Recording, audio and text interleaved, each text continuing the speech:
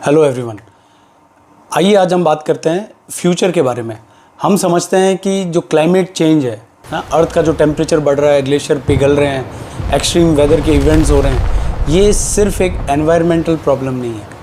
मैं आपको आज वो जियोपॉलिटिक्स समझाने जा रहा हूँ जिसको समझकर आपको ये पता चलेगा कि फ्यूचर में कौन से ऐसे देश हैं जो अब ट्रेड को कंट्रोल करने वाले हैं। तो आइए शुरू करते हैं क्लाइमेट चेंज से आर्कटिक से लेकर क्लाइमेट रिफ्यूजी तक का सफ़र। आज दुनिया क्लाइमेट चेंज की बात करती है। कोई कह रहा है तापमान बढ़ रहा है, कोई कह रहा है ग्लेशियर पिघल रहे हैं, सी लेवल राइज कर रहा है। लेकिन क्या ये जो क्लाइमेट चेंज है क्या सिर्फ एनवायरनमेंट की प्रॉब्लम है? अगर मैं आपको कहूँ कि ये 21वीं सेंचुरी की सबसे बड़ी जियोपॉलिटिकल पावर बैटल है, मैं आपको ये बताऊं कि आर्कटिक की बर्फ़ पर लोग सैन्य ठिकाने बना रहे हैं, मिलिटराइजेशन हो रहा है उसका। लिथियम और रेयर अर्थ मिनरल पे देशों के बीच में होड़ लगी हुई है। करोड़ों लोग जिसकी वजह से अपना घर छोड़ने को मजबूर होंगे, लाखों तो छोड़ चुके हैं। और सबसे बड़ा सवाल, क्या क्लाइमेट चेंज, जलवायु परिवर्तन भविष्य में होने वाले युद्धों का कारण बनेगा?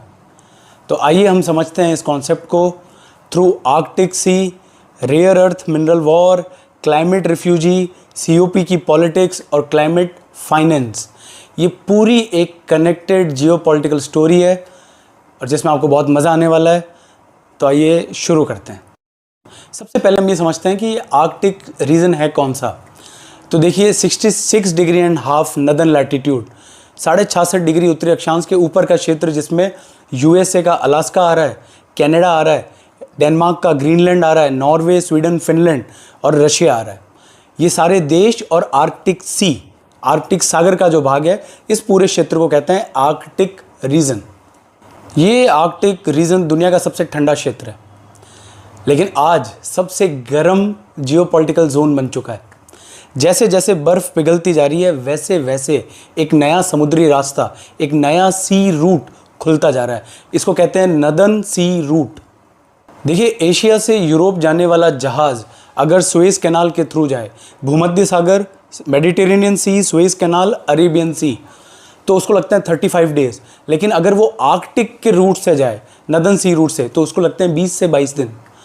समय कम लगेगा, ईंधन की बचत होगी, फ्यूल एफिशिएंट होगा, लागत कम आएगी, कॉस्ट इफेक्टिव होगा।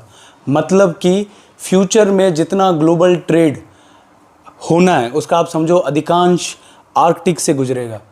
चाइना की शंघाई से लेकर नीदरलैंड के रोटरडैम तक एक सी रूट है। ये उसी का मैंने आपको कैलकुलेशन बताया कि उसमें अगर आप सुएज़ कैनाल से आते हैं तो 35 डेज़ लगते हैं, थ्रू नदर्न रूट आते हैं तो 20 से 22 दिन लगते हैं आपको। अब देखिए फ्यूचर ग्लोबल ट्रेड आर्कटिक से होने वाला है, सी रूट बनने वाला है। तो रशिया ने आर्कटिक में अपने मिलिट्री बेस बना दिए और जो पहले बने हुए थे उनको रिवाइव किया है। S-400 मिसाइल तक लगा दी उसने वहाँ पे।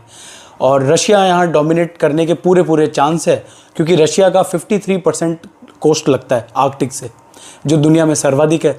रशिया के पास सबसे ज़्यादा आइस ब्रेकर फ्लीट है, बर्फ़ को तोड़ के समुद्री रास्ता बनाने वाले जहाज। रशिया के पास न्यूक्लियर आइस ब्रेकर फ्लीट भी है, जो लगभग 40 के आसपास पूरा इनके पास वो बेड़ा है। और अमेरिका के पास 1 या 2 वर्किंग है। इनफैक्ट रशिया के पास जो कंट्री है चाइना का तो कोस्ट भी नहीं लगता आर्कटिक के, स्टिल चाइना खुद को नियर आर्कटिक स्टेट घोषित करता है, क्योंकि चाइना का आपको पता है एक बेल्ट एंड रोड इनिशिएटिव है, BRI। चाइना इसको एक्सटेंड करके पोल्स तक ले जाना चाहता है, वो है पोलर रोड इनिशिएटिव। तो चाइना पोलर सिल्क रोड बना रहा है, ठीक है, आर्कटिक में। चाइना, रशिया या USA, EU, ये सबका इंटरेस्ट यहाँ पे इतना क्यों बढ़ गया है? इसलिए बढ़ गया है क्योंकि जितना अनडिस्कवर्ड रिसोर्सेज हैं, जैसे कि अनडिस्कवर्ड ऑयल है, अभी तक जिनकी खोज नहीं की गई, उसका 13% है आर्कटिक में। नेचुरल गैस जो है अनडिस्कवर्ड, उसका 30% है आर्कटिक में। और ये देश ही नहीं, नेटो तक पहुंच गया अब आर्कटिक सी में। फिनलैंड और स्वीडन ने नेटो की मेंबरशिप ज्वाइन करी है। तो अब रशिया और नेटो के बीच में बफर जोन है ही नहीं, डायरेक्टली रशिया और नेटो आमने सामने। थोड़ा सा और आर्कटिक के अंदर चलते हैं तो आर्कटिक में एक आइलैंड है ग्रीनलैंड, जो पार्ट है डेनमार्क का, ठीक। इस ग्रीनलैंड के अंदर मिलते हैं रेयर अर्थ एलिमेंट। और आपको पता है कि पूरी दुनिया में, आप 2 साल से ये नाम सुन रहे हैं, दुनिया में एक लड़ाई, एक होड़ छिड़ गई है रेयर अर्थ एलिमेंट को लेकर। क्योंकि आप देखिए कि batteries, electronic vehicles, electronics, power turbines, wind turbines, कितने सारे ऐसे नए सेक्टर्स, बड़े सेक्टर्स हैं जिनमें सेमीकंडक्टर की ज़रूरत पड़ती है, और वहाँ ज़रूरत पड़ती है रेयर अर्थ एलिमेंट्स की। 21st सेंचुरी की जो लड़ाई वो ऑयल नहीं है, वो है रेयर अर्थ मिनरल्स। इनको न्यू सेंचुरी का ऑयल भी कह रहे हैं लोग। आप देखिए कि मोबाइल फ़ोन से लेकर फाइटर जेट तक, मिसाइल्स तक, सब में ज़रूरत है इनकी। और अभी तक वर्ल्ड में चाइना नाम का जो देश है वो इस पे आप समझो कि उसका एक छत्र अधिकार है, उसका डोमिनेंस है इस फील्ड में। चाइना सिर्फ प्रोड्यूस ही नहीं करता है रेयर अर्थ एलिमेंट, प्रोसेसिंग की जो इंडस्ट्री है उसमें भी उसका एकाधिकार है। आप समझो कि प्रोड्यूस करना एक अलग बात है, वो जब तक प्रोसेस नहीं होगा तब तक वो उतना खतरनाक नहीं है, वो काम नहीं आ सकता इंडस्ट्री के। चाइना प्रोड्यूस भी 60% के आसपास करता है, और प्रोसेस करने की कैपेसिटी भी उसमें दुनिया में सर्वाधिक है। 60 to 70% प्रोसेसिंग कैपेसिटी है चाइना की। इसका मतलब ये है कि दुनिया में रेयर अर्थ एलिमेंट माइन कहीं भी हो रहे हो, कहीं भी आप खनन से निकाल रहे हो, प्रोसेस होने की पूरे चांस है कि वो कहाँ जाएगा, चाइना में। लेकिन अब दुनिया जाग चुकी है, अब दुनिया चाइना +1 की स्ट्रेटेजी पे काम कर रही है कि चाइना के अलावा एक देश और होना चाहिए जिन पे इनकी डिपेंडेंसी हो। हम बात करते हैं यहाँ भारत की, तो भारत के जम्मू कश्मीर में एक जगह है रियासी। रियासी में लिथियम के रिजर्व मिले हैं। प्लस भारत की एक कंपनी है काबिल का है फुल फॉर्म है खनिज इंडिया विदेश लिमिटेड। तो ये काबिल जो है ये दुनिया के दूसरे देशों में जहाँ रेयर अर्थ एलिमेंट है वहाँ की माइन को लीज पे लेता है या प्रोडक्ट को परचेस करता है। हमने ऑस्ट्रेलिया में, अर्जेंटीना में भी लिथियम की माइंस लीज पर ली है। ये हम कोशिश कर रहे हैं चाइना को काउंटर करने की। हमारे अलावा सब देश एक्टिव हैं, जैसे यूएसए ने इन्फ्लेशन रिडक्शन का एक्ट लिया है, वो इन्फ्लेशन को रिडक्शन करके इकोनॉमी को बूस्ट कर रहे हैं, जिससे कि सप्लाई चेन चाइना से हट जाए और उनके देश में बने। क्वाड की जो कंट्रीज़ हैं उन्होंने अपना मिनरल अलायंस बनाना शुरू कर दिया है, क्योंकि आपको अब आपको इतना समझ में आ गया होगा कि जो मिनरल को कंट्रोल करेगा वो फ्यूचर की टेक्नोलॉजी को, ट्रेड को, इकोनॉमी को, सबको कंट्रोल करेगा। अब हम एक और एस्पेक्ट समझते हैं इसका। ये जो एस्पेक्ट है ये ह्यूमन फेस है। रिफ्यूजी की बात करें हम, शरणार्थी। देखो क्लाइमेट चेंज का सबसे खतरनाक असर टेम्परेचर नहीं है, माइग्रेशन है। कुछ जगहों पर स्थिति इतनी गंभीर हो गई है, जैसे बांग्लादेश का एग्जांपल लेते हैं। बांग्लादेश में राइजिंग जो सी लेवल राइज हुआ है उससे लाखों लोगों के घर डूब गए। उस वजह से वो लोग अब ढाका की तरफ इंटरनली शिफ्ट होने की वो कर रहे हैं, और एक पॉइंट बाद आप देखोगे कि उनको देश भी छोड़ना पड़ेगा, दूसरे देशों में जाना पड़ेगा। ऐसे ही अफ्रीका में एक साहिल रीजन है, अफ्रीका का जहाँ सहारा ख़त्म होता है और नीचे सवाना शुरू होता है, उसके बीच का जो ट्रांजिशनल एरिया है साहिल में जो ड्रॉट, सूखा पड़ रहा है, वो फार्मर्स और वहाँ के जो चारागाह है उनके बीच में लड़ाई की वजह बनता जा रहा है।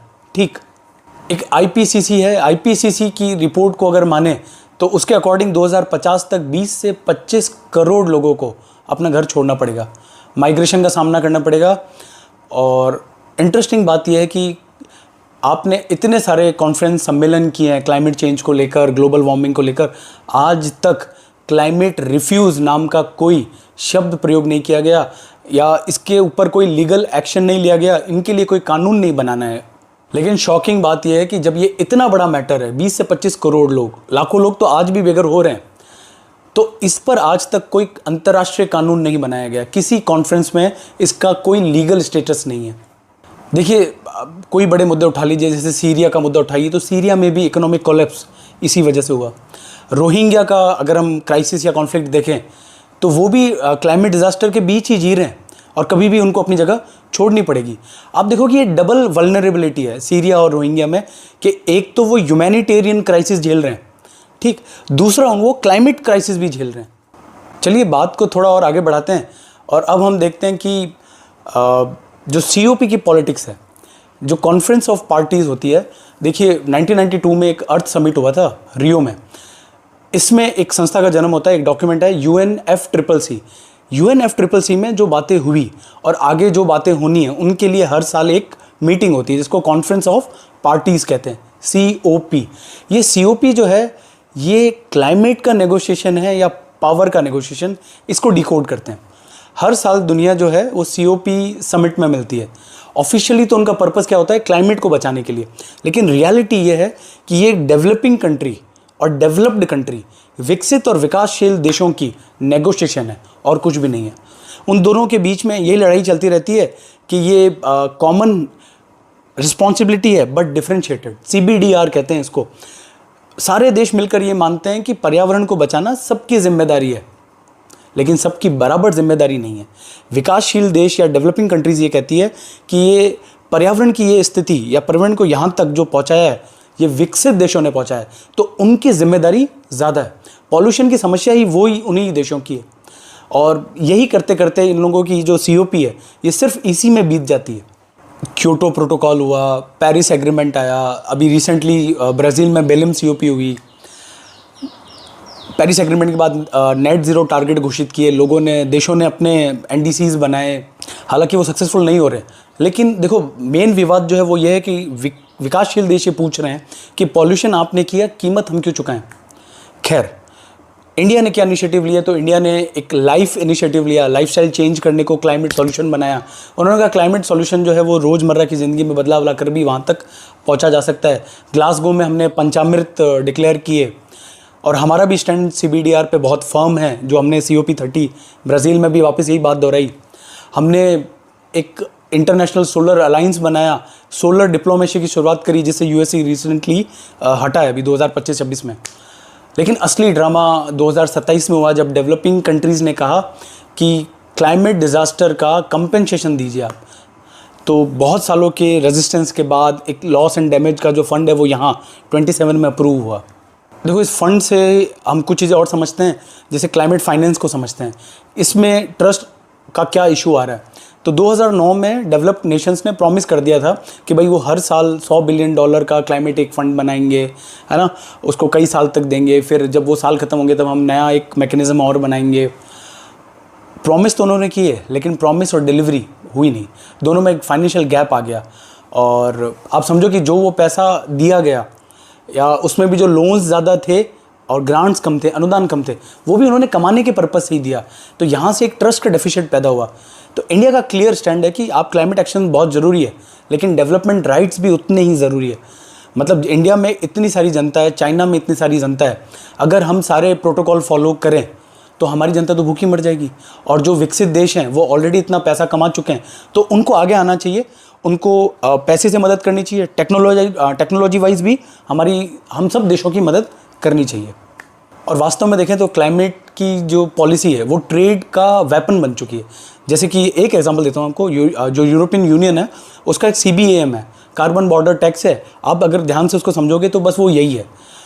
एनवायरनमेंट की जो पॉलिसी है वो इकोनॉमिक कंपटीशन बनती जा रही है, बन चुकी है। आइए अपनी बात को कंक्लूड करते हैं।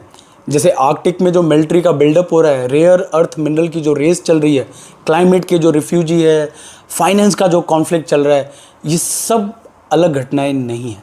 इन सबको साथ देखे जाने की ज़रूरत है, साथ पढ़े जाने की और समझे जाने की ज़रूरत है।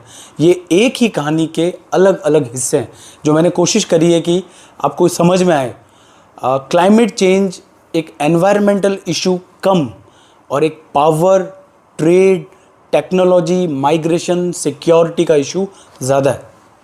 21वीं सदी की जियोपॉलिटिक्स जो है वो ऑयल फील्ड से हटकर आइस फील्ड और बैटरी माइंस तक पहुंच चुकी है। और शायद भविष्य के युद्ध जो है वो ज़मीन के लिए नहीं होंगे, बल्कि वो रहने योग्य पृथ्वी के लिए होंगे।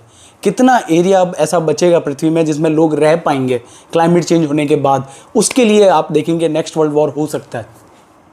अभी भी देशों के बीच में सवाल ये नहीं है कि अर्थ बचेगी या नहीं, धरती बचेगी या नहीं। सवाल ये है कि इस बदलती दुनिया में कौन शक्तिशाली बना रहेगा, कौन कंडीशंस को अडॉप्ट करेगा और कौन माइग्रेट हो जाएगा।